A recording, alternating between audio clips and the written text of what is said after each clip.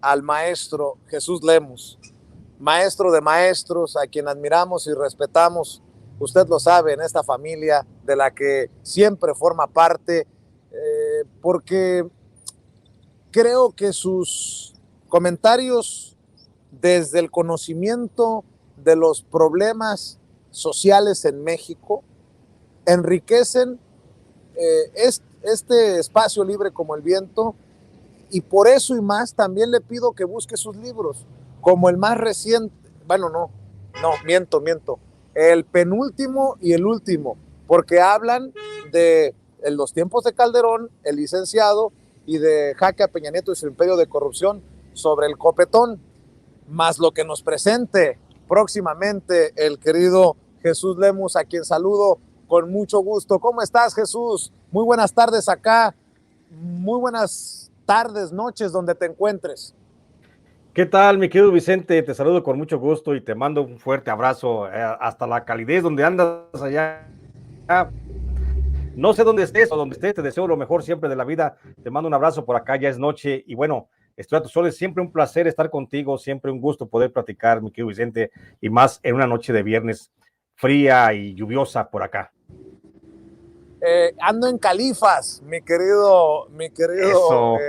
Jesús, en el Wild Wild West, dicen en inglés, en el viejo y lejano oeste. Oye, mi querido Jesús, ¿qué piensas de estas acusaciones, de estos señalamientos contra el presidente Andrés Manuel López Obrador? Algunos dicen, como Pepe Cárdenas, como Riva Palacio, que si las cosas estaban mal, ahora están peor con López Obrador.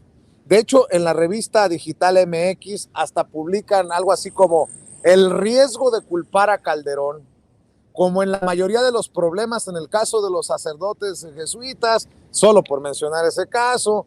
AMLO no admite ni el más mínimo grado de responsabilidad, aunque para la iglesia la tiene quien detenta el poder. El presidente ha explicado una y otra vez, pues cómo no vamos a tener los niveles de homicidios que tenemos, pues si lo agarramos acá, y Calderón lo agarró acá y lo subió hasta por acá. ¿Cómo ves esta narrativa? Para mí es de mucha perversidad y de mucha ignorancia, pero ese soy yo.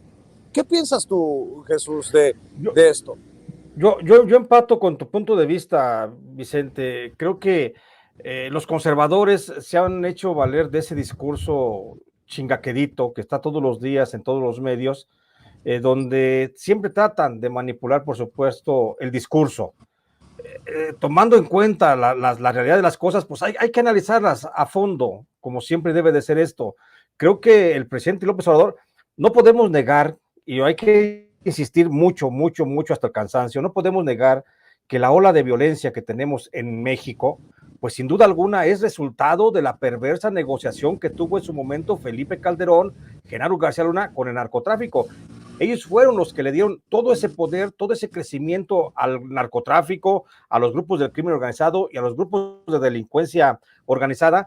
Ellos fueron los que cobijaron, solaparon toda la perversidad y ellos fueron los que potencializaron todo este crecimiento de violencia, pues que no iba a hacerse, se entendía también claramente desde un principio, no iba a ser cuestión de solamente un sexenio, la violencia es transeccional y no respeta, por supuesto, la temporalidad de los gobiernos federales, pero en este caso, creo que debemos de reconocer que el índice de violencia justamente inicia con Felipe Calderón y que Felipe Calderón, sí es cierto, agarra un nivel de homicidios pues, relativamente muy bajo y él sí lo alcanza a subir porque repuntó. Habría que ver, más bien para sacar exactamente la eficiencia de los cuerpos de seguridad de combate al narcotráfico, habría que contabilizar los muertos de otra forma. Creo que la forma más exacta para contabilizar los muertos es justamente los muertos que ha propiciado el propio Estado. Y esto también el presidente lo ha referido en muchas ocasiones. La letalidad de las fuerzas federales no es la misma letalidad que teníamos con el gobierno de Felipe Calderón. Antes, el ejército, la marina salían con la intención de ir a asesinar a quien se les atravesara, ir a detener a quien se les atravesara, ir a secuestrar, a desaparecer a quien fuera, con tal de dar una supuesta apariencia de que se estaba combatiendo a la delincuencia.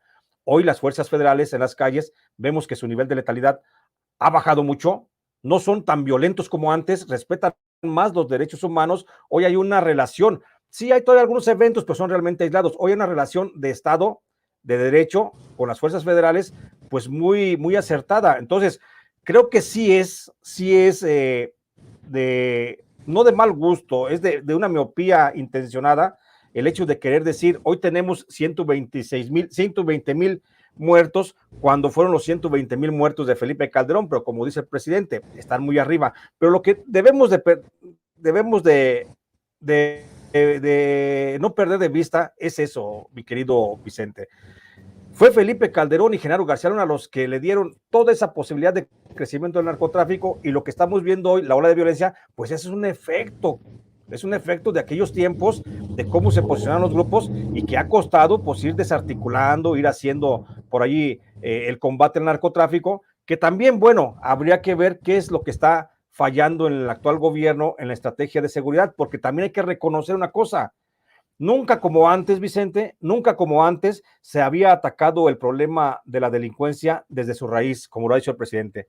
Hoy son 800,000, no, perdón, son casi 3 millones de jóvenes los que están recibiendo un tipo de apoyo de la Presidencia de la República, del gobierno federal, algún tipo de apoyo para evitar que por la necesidad de la escasez en su entorno, la necesidad de atender una familia, la necesidad de no tener dinero, no tener trabajo, se incluyan en el crimen organizado, y esto ha evitado que muchos jóvenes vayan a terminar dentro de las filas del narcotráfico.